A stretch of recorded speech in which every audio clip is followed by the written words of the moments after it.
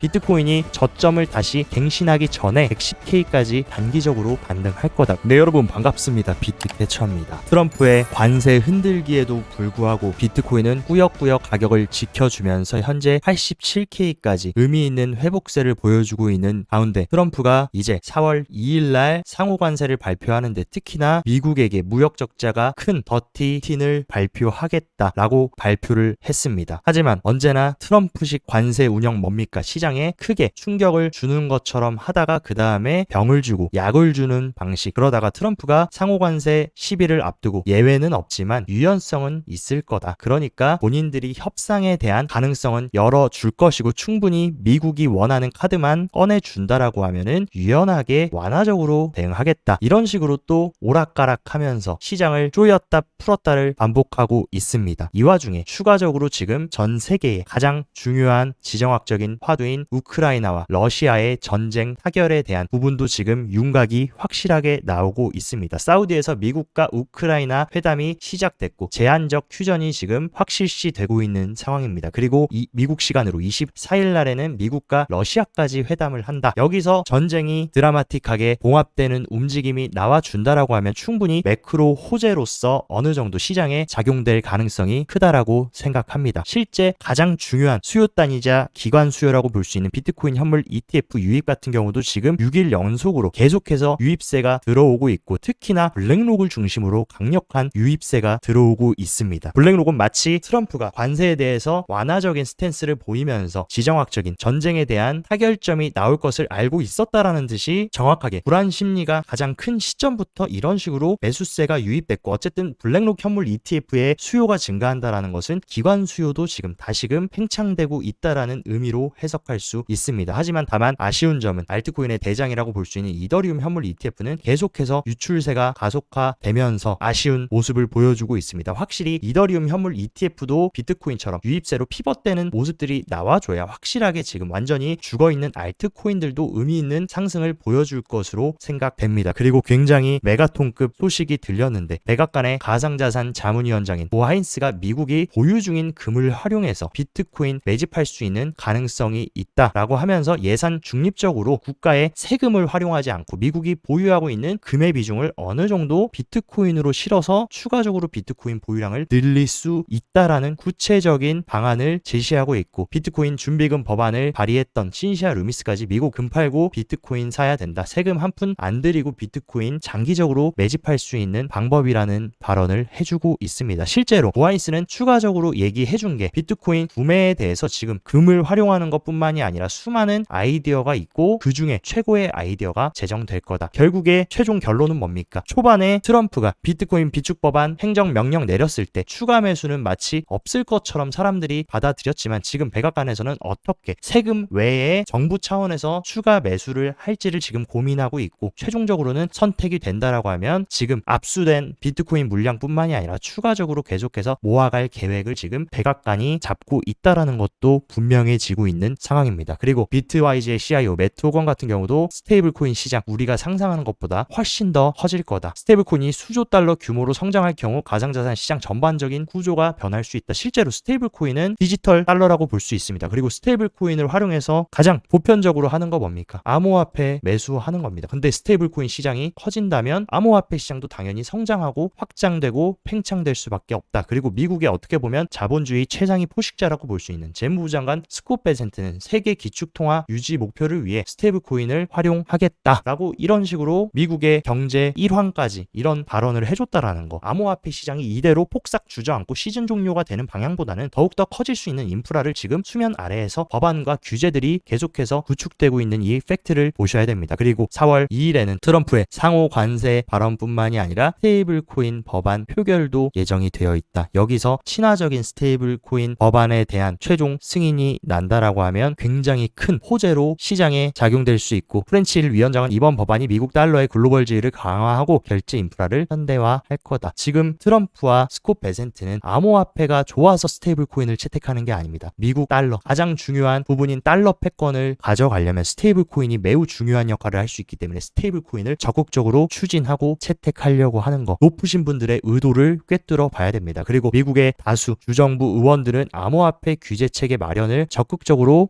촉구하면서 이미 35개 주가 암호화폐 관련 법안을 발의하는 등 암호화폐 정책에 대한 주정부의 빠른 진전이 나타나고 있다. 이런 식으로 더욱더 친화적인 규제안이 마련될 수 있도록 의원들까지 힘을 모아서 초당적으로 움직이고 있는 상황입니다. 그리고 국내 금융시장까지 달러 연동 스테이블 코인 지배력이 확대되는 움직임을 가져가니까 원화 스테이블 코인도 만들어야 된다. 지금 미국 다 따라하는 거 뭡니까? 일본도 중국도 우리나라도 이런 식으로 자국 통화 스테이블 코인을 만들고 구축하려는 모습, 세상이 계속 변하고 있는 이 변화의 흐름을 보셔야 됩니다. 그리고 이 변화의 중심에는 블록체인 기술과 크립토 시장이 있다라는 거. 이 부분을 보신다라면 지금 당장 이 암호화폐 사이클 모멘텀이 끝날지 더욱더 팽창될지는 너무나 분명하다라고 생각합니다.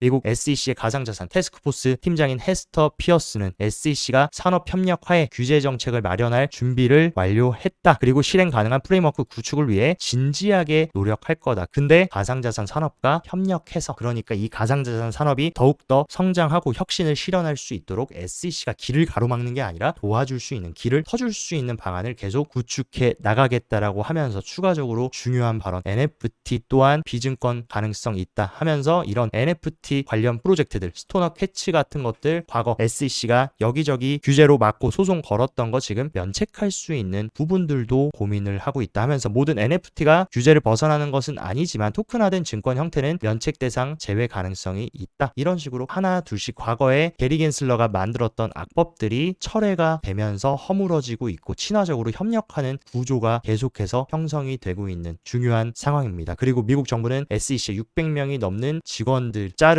해고하면서 트럼프가 지금 머스크 정부 효율성 부서 도지와 함께 인력 감축 정책을 적극적으로 진행을 하고 있고, 실제로 이 600명이 넘는 직원들 중에 디지털 자산과 가상 자산을 적극적으로 규제했던 인원들이 다수가 포함되어 있다. 이런 사람들이 이제 모가지가 날아간다라고 하면은 당연히 규제적인 측면에서 크립토 시장의 친화적인 규제 환경이 구축되고 있다라는 것을 보셔야 됩니다. 그리고 과거에 비트코인을 언급조차 하지도 않고 디지털 쓰레기라고 칭했던 IMF마저 시대의 흐름에 지금 순응하면서 비트코인과 디지털 자산 국제 통계 기준에 새롭게 반영하겠다. 이런 식으로 대형 규제 기관들도 꼬리를 내리면서 이제 비트코인과 디지털 자산을 정식 제도권 자산으로 수용하려는 큰 변화의 물결이 일어나고 있습니다. 그리고 우리들의 세일러 형님 같은 경우는 최근 우선주 발행을 5억 달러만 한다고 했는데 비트코인 더 많이 매수하기 위해서 7억 2천만 달러로 상향 조정하겠다라는 발표를 트위터에 떡하니 해줬고, 그리고 그 이후에 한 발언, 더 많은 오렌지 점이 필요하다, 비트코인 추가 매수를 암시하는 트위터를 또 올려줬습니다. 마치 세일러는 정부와 어떻게 비트코인 법안과 규제안을 만들지 알고 있다는 듯이 계속해서 지금 사채 발행하고 우선주 발행해서 비트코인 싸게 매집하려는 움직임을 계속 가져가고 있고, 일본의 스트래티지이자 최근 트럼프 차남까지 자문위원장으로 영입한 메타플래닛 또한 50개의 비트코인을 추가 매집하면서 3,350개의 지금 비트코인을 보유하고 있습니다. 왜 이런 식으로 미국 정부와 미국의 높으신 분들과 관련이 깊은 기업들이 지금 이 시점에 시즌 종료가 논의되고 사이클이 끝났다라는 얘기가 나올 때 더 많은 비트코인을 싸게 매집하려고 할까? 그리고 어떻게 보면 전 세계 3대 운용사 중 하나인 피델리티 또한 시즌 종료 얘기가 나오는데 토큰화된 미국 국제 펀드 신청을 SEC에 했을까? 피델리티도 지금 블랙록처럼 토큰화 펀드를 구축해서 토큰화된 피델리티 국제 디지털 펀드인 FIHXX를 지금 정식 신청서를 제출을 했습니다. 본격적으로 이제 피델리티도 더 이상 토큰화 시장에서도 뒤처질 수 없다, 블랙록 따라가려면 우리도 발빠르게 움직여야 된다라고 하고 RWA 토큰화 시장에 뛰어들고 있는 아주 고무적인 모습입니다. 그리고 이러한 불안한 시장, 시즌 종료가 논의되는 시장에 전 세계 1위 자산 운용사이자 자본주의 최상위 포식자인 블랙록의 레리 핑크는 이번에 또 공식 석상 블룸버그 인터뷰에 나와서 비트코인이 50만에서 70만 달러까지 도달할 수 있다, 장기적인 목표치를 제시하면서 이 시장이 더욱더 팽창할 수 있고 굉장히 중요한 미래 가치 저장 수단이자 산업이라는 것을 1위 운용사의 CEO 또한 얘기하고 있습니다. 그리고 세계적인 재무설계 자문기업인 드비어 그룹의 CEO 또한 비트코인 트럼프 지지가 없더라도 결국에는 오를 것이며 올해 15만 달러, 현재 지금 80K에서 전전긍긍하고 있지만 최소 150K까지는 갈 수 있을 것이다. 왜냐하면 미국 중앙은행의 금리 인하와 달러 약세가 투자자들을 비트코인으로 유도할 것이다. 그리고 4월 1일에는 어떤 변화가 있습니까? 여러분도 아시겠지만 이번 FOMC에서 QT를 축소하겠다라고 파월이 발표했고 4월 1일부터 QT의 물량이 250억 달러에서 50억 달러로 거진 5분의 1 수준으로 줄어든다라는 거, 분명히 글로벌적인 매크로 유동성에도 긍정적으로 작용할 가능성이 크다고 생각합니다. 그리고 최근 비트코인 70K까지 조정이 나온다라는 것을 예언하고 적중했던 아서이주가 또다시 발언을 했습니다. 비트코인이 76K 저점을 다시 갱신하기 전에 110K까지 단기적으로 반등할 거다. 왜냐하면 연준은 국채를 양적 완화하면서 중요한 발언, 연준이 QT를 지금 QE 양적 긴축에서 양적 완화의 흐름으로 흘러가고 있고, 그리고 제롬 파월도 얘기했던 것처럼 이 관세에 대한 충격은 일시적인 인플레이션일 것이라고 얘기를 했기 때문에 비트코인이 단기적으로 110K까지 회복될 것이다 라고 또 발언을 해줬습니다. 헤이즈가 최근 틀린 적도 많았지만 가장 최근 70K까지 조정을 마쳤던 만큼 이번에도 적중할지를 한번 지켜보시면 굉장히 재밌을 것 같다는 생각입니다. 그리고 미국 1위 거래소인 코인베이스는 최대의 옵션 거래소인 데리비트 인수를 협상하면서 더욱더 몸집을 키우려고 하고 있고, 코인베이스가 이런 식으로 몸집을 더욱더 키우려는 이유는 뭐겠습니까? 이 암호화폐 시장의 더 큰 파이를 미국이 가져가려고 한다라고 우리가 해석할 수 있습니다. 그리고 1위 스테이블 코인인 테더 같은 경우는 계속해서 준비금과 투명성에 대한 지적들이 많았는데 이번에 이런 투명성 논란을 잠재우기 위해서 빅4 회계법인과 협의를 해서 명확하게 준비금에 대해서 검증받겠다, 이런 식으로 자신감 있는 모습을 보여줬고, 테더도 늘 잘 가다가 이런 준비금과 투명성 논란에 휩싸였던 만큼 이번 회계법인과 명확하게 이 부분을 해명하고 증명해낸다라고 하면 충분히 시장의 불확실성 해소로 작용될 수 있을 것으로 생각됩니다. 그리고 리플의 스테이블 코인인 RLUSD 같은 경우 출시 3개월 만에 벌써 유통량이 1억 7,006만 개를 돌파했고 굉장히 지금 투자자들로부터 리플 스테이블 코인이 높은 수요를 가져가고 있다. 그리고 미국이 밀어주는 게 스테이블 코인이고, 미국발 스테이블 코인 발행사 가장 큰 3개의 회사가 있습니다. 서클, 블랙록이 투자하고 있는 서클과 페이팔이 발행한 PYUSD, 그리고 세 번째 리플의 RLUSD까지, 이것 모두 미국에서 발행된 미국발 스테이블 코인입니다. 그렇기 때문에 이런 것들을 적극적으로 정부가 밀어줄 것이고 그 수혜를 아마 지속적으로 가져갈 것으로 판단하고 있습니다. 그리고 일본의 대형 부동산 개발 기업인 오픈하우스 같은 경우도 부동산 구매할 때 XRP 솔라나 도지 결제를 지원하겠다, 이런 식으로 대형 기업들도 암호화폐 결제 옵션을 확대해 나가고 있는 그러한 고무적인 상황입니다. 비트코인은 그렇다 쳐도 알트코인은 시즌 종료다, 알트코인은 진짜 끝났다라는 얘기들이 팽배한 상황입니다. 근데 왜 트럼프가 지원하는 월드 리버티 파이낸셜 트럼프 일가는 계속해서 알트코인을 매집할까? 최근에는 또 멘트를 추가 매집하면서 계속해서 여러 가지 핵심적인 메이저 알트코인을 지속적으로 모아가고 있는 모습입니다. 알트가 시즌이 정말 종료가 된 건지 아니면 새로운 알트 사이클 전에 트럼프 일가는 준비를 하고 있는 것인지, 이 부분도 물음표가 띄워지는 부분이라고 생각됩니다.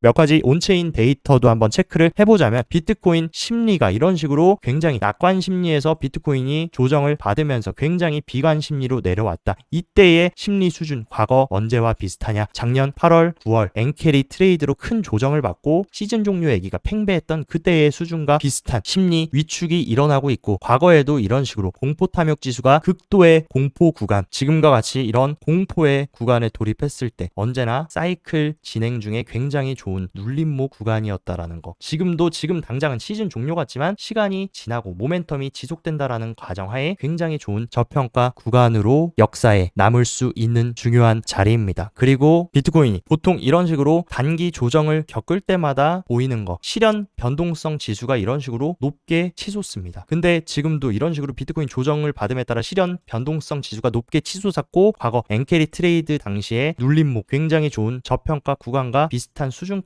단기 변동성 지수가 높아진 상황이다. 그리고 실제로 누적된 시장가 매도가 점점 이런 식으로 줄어들고 있고, 이러한 추이는 하방 압력이 점차 완화되고 있다. 그렇기 때문에 이제 어느 정도 조정을 끝내고 상승으로 피벗될 수 있는 중요한 부분에 와 있다라고 지금 우리가 해석할 수 있습니다. 그에 따라서 비트코인 단기 트레이딩 하시는 분들 위해서 기술적으로도 한번 체크를 해보자면, 일단 주말 동안 지지부진하는 모습을 보여주다가 어제 다시 이런 식으로 장대 항복 회복을 만들어주면서 중요했던 200일 하얀색 200일 이동평균선 위에 안착해주고 이 구간을 안착해주니까 다시금 지금 상승을 하면서 우리가 4번이나 돌파를 실패했던 단기 하방 트렌드 라인을 지금 테스트를 하고 있습니다. 확실하게 오늘 일봉 종가로 이 하방 트렌드 라인 상단을 돌파하고 리테스트까지 확실하게 컨펌이 나준다라고 하면은 충분히 단기적으로 회복되는 모멘텀으로 우리가 들어갈 수 있을 것으로 생각합니다. 그러나 최종적인 시장의 방향성은 4월 2일에 나올 겁니다. 트럼프가 4월 2일에 상호관세를 어떤 식으로 규정하고 시장이 받아들이느냐에 따라서 방향성이 나올 것이고 4월 1일에는 QT 양적 긴축 완화가 본격적으로 진행이 되기 때문에 유동성 환경도 해소가 될 거다. 그러니까 여러분들은 어쨌든 지금 자리가 찐반인지 가짜 반등인지는 아직 100% 확신할 수는 없지만 4월 초에 여러 가지 매크로적인 흐름이 어떻게 가는지를 보시면 명확한 방향성이 나올 것으로 생각이 됩니다. 그리고 언제나 단기 홀더들의 실현 가격이 빨간색 가격 아래로 비트코인이 가격이 하회했을 때는 언제나 굉장히 좋은 매수 구간이었다라는 것을 과거 데이터가 보여주고 있습니다. 그렇기 때문에 시즌 종료가 되지 않는다라는 선에서 비트코인이 모멘텀을 유지한다라는 선에서 아직도 우리는 좋은 바이 시그널 구간에 들어와 있다라는 것을 아셔야 됩니다. 그리고 언제나 비트코인이 단기 조정을 받았을 때는 일간 RSI가 과매도 구간에 돌입했고 이 과매도 구간에서 꺾여져서 나가는 이후에 비트코인이 의미 있는 반등을 보여줬는데 지금 자리도 마찬가지로 이런 식으로 과매도 구간에 들어왔다가 바닥을 찍고 턴어라운드 해서 상방으로 가려는 흐름을 보여주고 있는 부분도 매우 단기적으로도 고무적이라고 해석할 수 있습니다. 그리고 많은 분들이 비트코인 투자를 너무 어렵게 접근하시는데 비트코인 역사상 가장 쉬운 비트코인 매매법 뭡니까? 반감기를 기준으로 반감기 전 500일 동안은 분할 매수를 하고 그 다음에 500일 이후에 매도를 해라. 과거 2017년 사이클, 21년 사이클도 비슷하게 흘러갔습니다. 지금도 마찬가지로 반감기 전 500일 동안 DCA를 잘 해두시고 이제 500일 후에 과거의 패턴처럼 매도를 하면 된다. 하지만 우리는 지난 4월 반감기 이후에 아직 1년도 채 되지 않았고 500일이 되려면 아직도 갈 길이 멀다라는 거. 물론 이 가는 도중에 여러 가지 변수와 지금과 같은 고통스러운 시기 변동성 개미를 털고 시장을 청소하는 움직임 나올 것이지만 결과적으로 우리의 목적은 지금 자리에서 불안 심리로 뛰어내리는 것이 아닌 사이클을 끝까지 완주해서 의미 있는 자리에서 여러분들이 왜 점프를 하고 뒤늦게 포모를 느끼고 비트코인 2억 5천 갔을 때 살려고 들어오는 사람들한테 여러분들이 발바닥에서 사놨던 거 잘 넘겨주고 나오면 된다라는 사실 꼭 명심하셨으면 좋겠습니다. 오늘 영상도 시청 진심으로 감사드리고 영상 도움되셨다 하시면 좋아요 구독 눌러주시고 더 자세한 투자 전략 궁금하다 하시면 영상 하단 고정 댓글에 제가 운영하는 크립토 시황 정보방 활짝 열어놨으니까 이쪽에서 시황도 체킹하시면서 불안한 시기 배 힘 딱 주고 잘 정진해 나가시기 바랍니다. 오늘도 시청 진심으로 감사드리고 여기까지 비트캐쳐였습니다.